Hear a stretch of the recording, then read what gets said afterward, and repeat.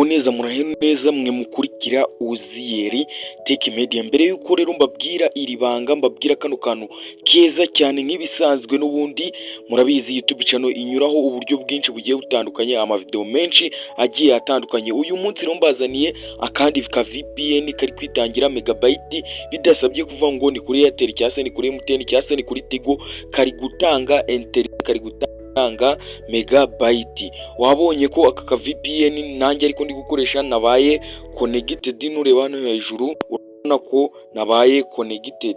Mbere yuko rero urabona ko internet ziri gukora, wabibonye nawe wabyiboneye. Mbere yuko tutagira rero YouTube channel aracyari Uziyeri Tech Media, liking iyi video, kanda subscribe, igitekerezo cyanyuganizi ubitwandikire muri comment.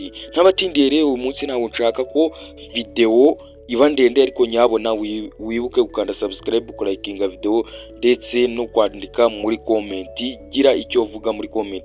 Ntabatindiye rero uraza muri Play Store yawe nk'ibisanzwe, nta mutagira Play Store muri telefone ye, uraza muri Play Store yawe nk'ibisanzwe. Ndagira ngo ukurikire step by step iyi video, ntuyihutishe kugira ngo hatagira kantu na gato kagucika.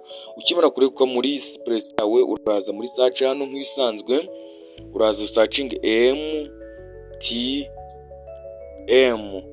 MTM VPN cyane, wayibonye ni nyinshi ziba zitwa ko, ariko uraza ukande kuri iyi ngiyi, uraza ukande kuri iyi ngiyi, wabonye iyi ngiyi ifite logo imeze ukunguko yanditseho MTN Turn Right, ukandeho.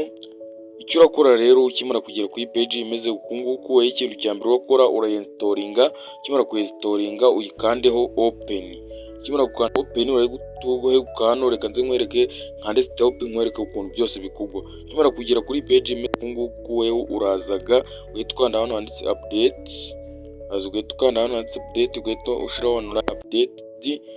Urabona ko update yabaye available, ukaza hano handitse with that, haraba setinzemo ikindi kijambo, uraza ushiremo iyi with turn VPN. Ibintu utabikora ntago iri bukore, uraza uyishiremo ngiyi hano, niyo ya mbere uninge musanze taninzemo kano, uragasanga kameze gutya. Ukimara kugasanga kameze gutya, urahita ukakanda muno hagati, nyabona kanda subscribe, liking iyi video. Ukimara gukora bino byose nkweretse, urahita ukanda start. Ukimara gukanda start, application yawe irahita itangira ikore. Wabibonye ko application yacu yise iba connected.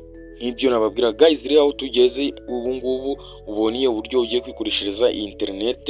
Rero iyi video nibigushimishije, wibuke ku liking iyi video, wibuke gukanda subscribe, igitekerezo cyanyuganizi aho bisangwa murahazi ni muri comment nk'ibisanzwe. Ngiye wumva ni Uziyeri Tech Media, umwaka mushamuhire wa 2026 hatazagira ucikwa na video z'ubutaha. Bye bye.